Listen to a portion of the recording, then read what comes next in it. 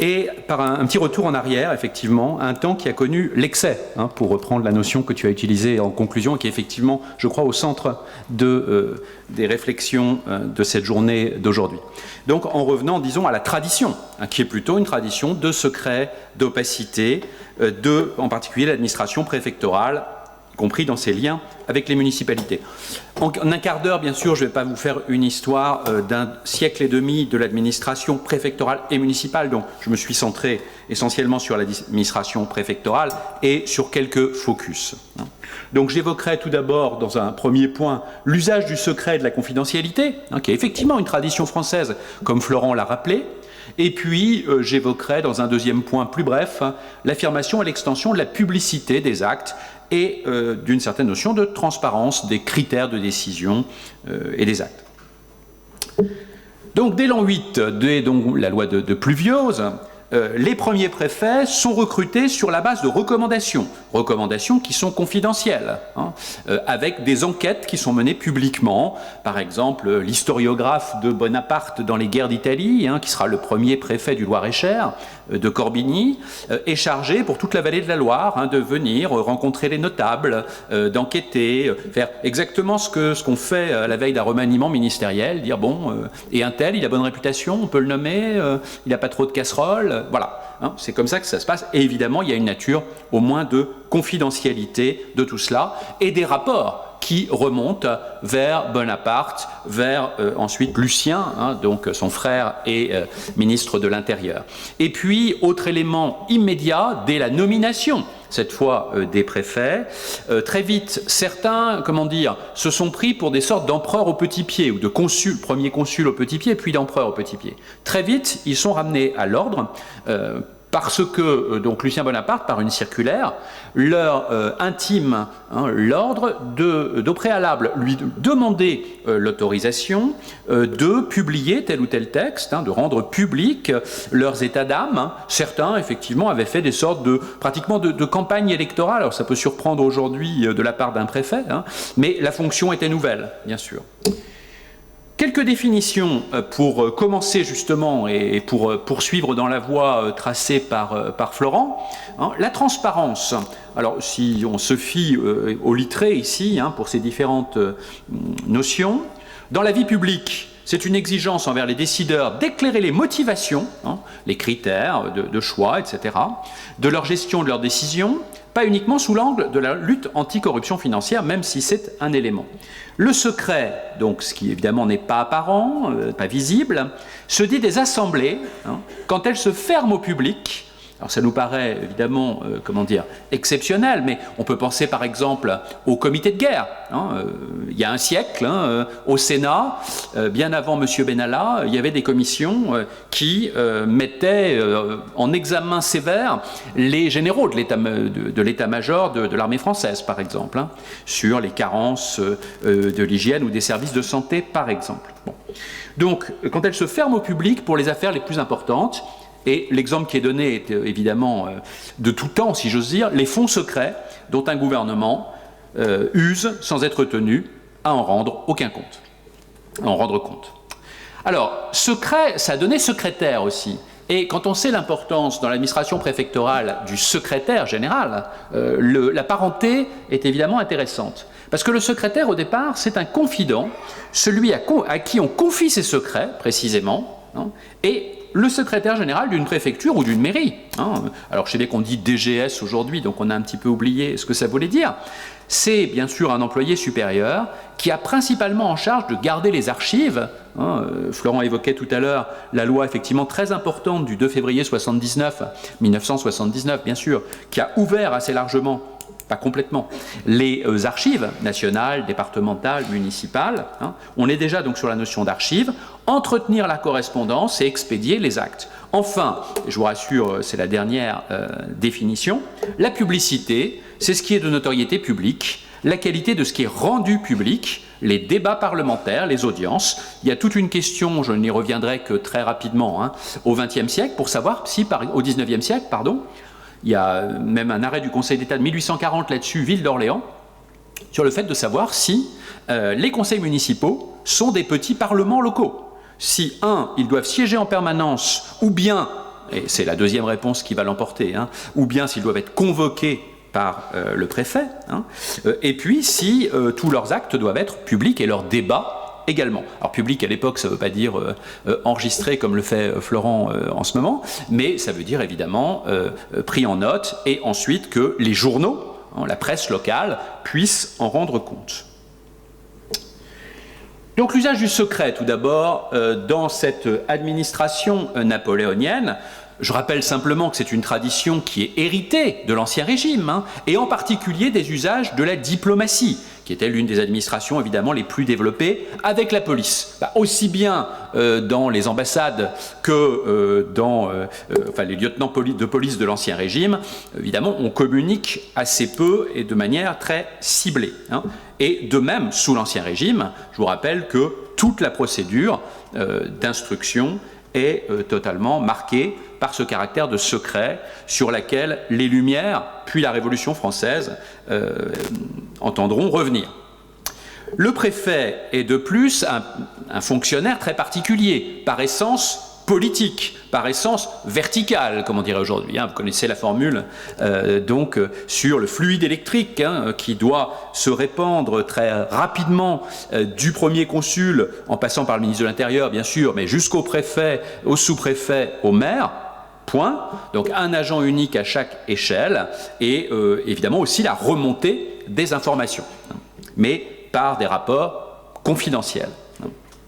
Donc il transmet la loi, les ordres du gouvernement jusqu'aux dernières ramifications de l'ordre social, donc la plus petite des 44 000 communes de l'époque, avec la rapidité du fluide électrique. Vous allez voir avec quelques exemples tout à l'heure, très brefs, mais que même sous le Second Empire, la rapidité du fluide électrique, elle n'est pas présente partout, puisque par exemple quand vous êtes préfet en Corse, mais aussi à Nice, après l'annexion, ou à Perpignan, vous mettez à peu près 15 jours à avoir un contact avec le ministre de l'Intérieur. C'est quand même à rappeler, parce qu'aujourd'hui, évidemment, le contact est immédiat, et donc la marge de manœuvre des préfets est beaucoup plus faible aujourd'hui, paradoxalement. Un préfet qui est confronté à une affaire de corruption, à une rébellion de fonctionnaires, à des manifestations, il doit se débrouiller tout seul à peu près une semaine ou 15 jours. Alors pas à Orléans, bien entendu, puisque le chemin de fer marche mieux qu'aujourd'hui, au XIXe siècle. Mais quand vous êtes dans des territoires éloignés de la monarchie puis de la République, il faut se débrouiller, il faut prendre des initiatives. Évidemment, si elles déplaisent à la place Beauvau, le mercredi suivant, vous n'êtes plus préfet. Donc, la formule de Roederer est restée célèbre. Le préfet est avant tout un procureur d'action. C'est-à-dire qu'il n'agit pas directement, bien entendu, il ne le peut pas sous tout le territoire d'un département encore vaste, vu les moyens de communication de l'époque, mais il fait agir. Et il est une agence de transmission des lois aux administrés et, évidemment, dans l'autre sens, des plaintes des administrés au gouvernement. Donc, ça fonctionne évidemment dans les deux sens. C'est donc dès les débats parlementaires, dès l'exposé des motifs de la loi du 28 Pluviose en 8. Il est donc aussi l'œil du gouvernement en province, mais un œil qui doit être discret, qui doit avoir également des relais, bien sûr les sous-préfets, bien sûr également le secrétaire général, d'autant plus que, je vous rappelle la règle de base, avec quelques rares exceptions, mais le préfet est généralement un étranger, parfois même au sens réel du terme. Je parlais tout à l'heure du Loir-et-Cher. Alors étranger quand l'Empire, bien sûr, s'étend sur une moitié de l'Italie, la Belgique, les Pays-Bas, le Luxembourg et l'Allemagne rhénane. Vous voyez ce que je veux dire, Donc dans les trois premiers préfets du Loir-et-Cher, de Blois, il y a Corbigny, dont je voulais parler tout à l'heure, et ensuite un juge qui venait de Gand, Bates, et ensuite un Italien qui venait d'Asti. Vous voyez, étranger au département, mais même étranger à la France au sens strict du terme. Mais en tout cas, la règle, c'est ça. Et donc, il faut qu'il s'appuie sur un homme du pays, pour bien connaître l'Indre, le Cher ou la Corse. Et donc, généralement, le secrétaire général, les conseillers de préfecture, donc les ancêtres de nos magistrats administratifs, et les chefs de service, les chefs des bureaux, sont des locaux. En tout cas, sont du département et y ont, comme on dit à l'époque, leurs intérêts, donc leurs propriétés. Donc il s'agit de recueillir le maximum d'informations, mais de les renvoyer de manière confidentielle.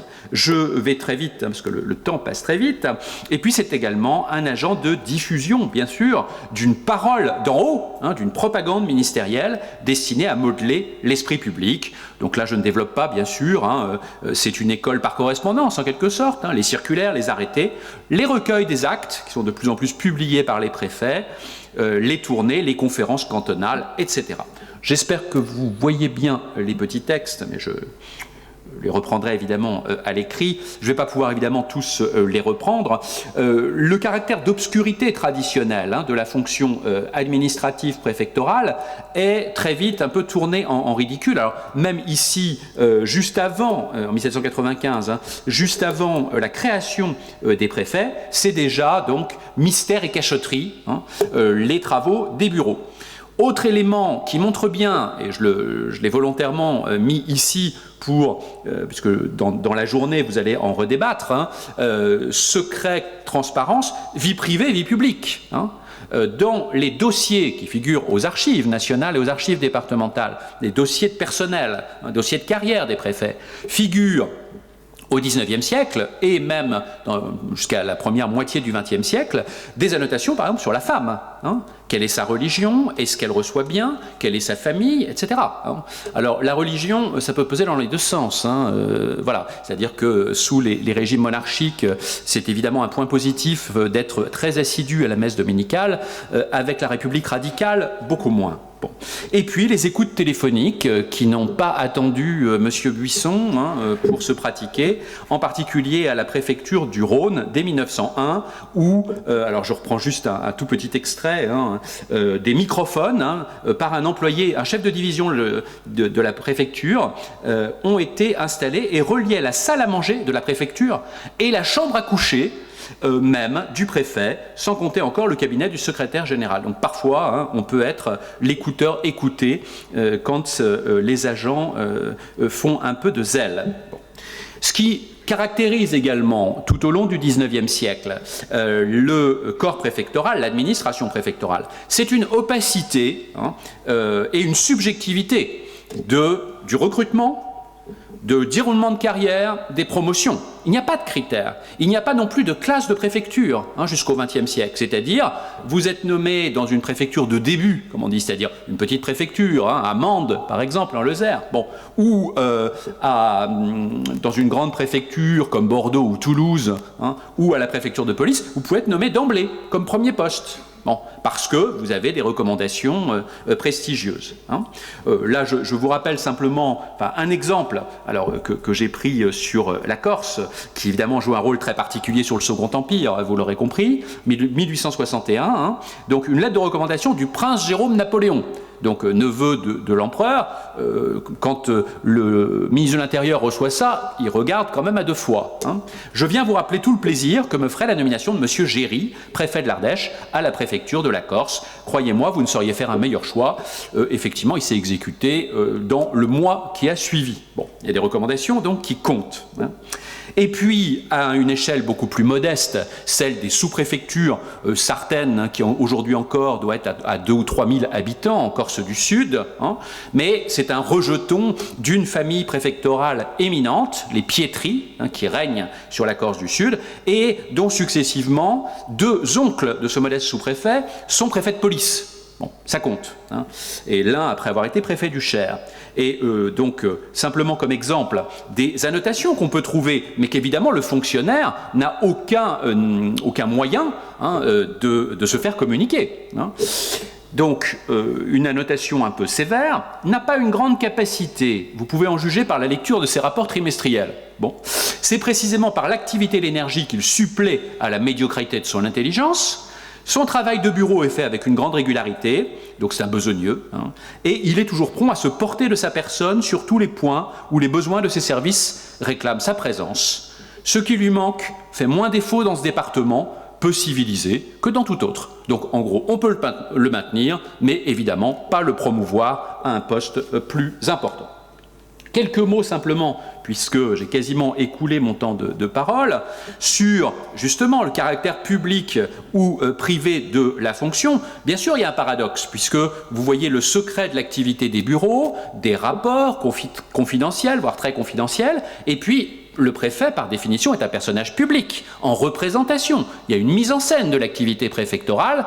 Il ne reste pas dans ses bureaux, c'est le secrétaire général qui gère les services. Bon. Donc il visite les maires, il préside le conseil de révision, et le sous-préfet, évidemment, préside le conseil d'arrondissement et s'occupe des petits maires ruraux.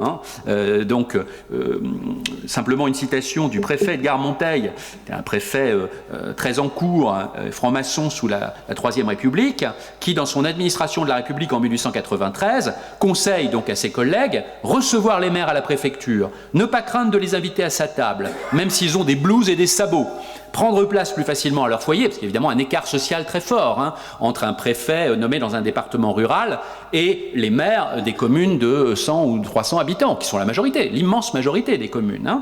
Bon. Se mettre en contact avec les conseillers municipaux, visiter les communes, telle est la conduite par laquelle le préfet doit tempérer son autorité et se mettre à même de l'exercer sans secousse. Je passe sur le préfet des élections, ce sont des aspects mieux connus, sur les pressions, bien sûr, occultes, et parfois l'émergence publique devant les tribunaux des manœuvres électorales de l'administration. C'est particulièrement le cas sous le Second Empire, mais ça n'est pas réduit au Second Empire.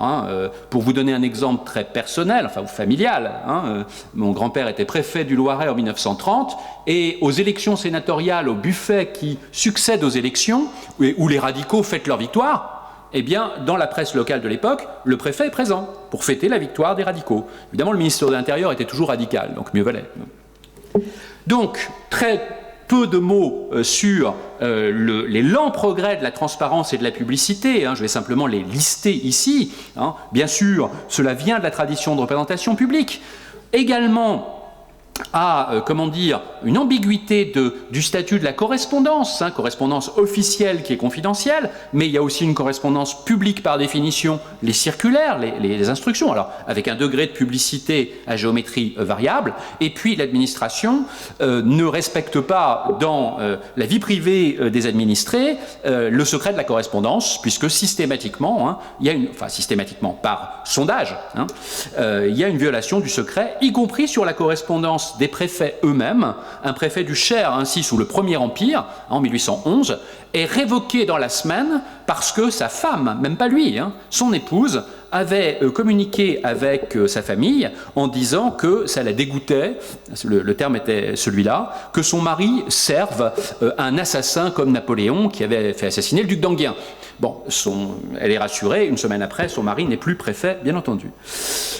La publicité vient aussi des enquêtes et des expositions publiques en matière d'urbanisme, toutes les enquêtes évidemment pour expropriation, etc. Je passe sur les pressions électorales, j'en ai déjà dit un mot. La publicité des débats des conseils municipaux et des conseils généraux, leur publication progressive, essentiellement sous la monarchie de Juillet. C'est à partir du moment, il y a un parallélisme bien sûr, entre l'extension, prudente des libertés locales, avec la monarchie de Juillet, l'élection des conseillers municipaux et des conseillers généraux, et puis la publicité des débats, bien sûr. Parallélisme tout à fait fort avec le développement de la vie parlementaire. Il y a également une transparence croissante, mais plus tardive, après la chute du Second Empire, sur le travail des bureaux, la réalité du travail des bureaux. Alors là, il y aurait beaucoup à en dire, bien sûr, et une enquête est menée ainsi au tout début de la Troisième République, en 1871, qui montre que dans les bureaux, on travaille, aussi bien des préfectures que des ministères, au maximum 3 à 4 heures par jour, mais on est très mal payé. Oui. Donc c'était déjà le cas des fonctionnaires. Une efficacité évidemment faible du travail des bureaux et une évaluation qui doit nourrir bien sûr les propositions de réforme, y compris le premier projet de statut de la fonction publique de 1873, qui est adopté par la Chambre des députés, mais qui est proposé, mais qui est enterré avant véritablement tout vote. Donc il faudra attendre bien sûr Vichy et puis ensuite la Libération pour connaître véritablement ce statut.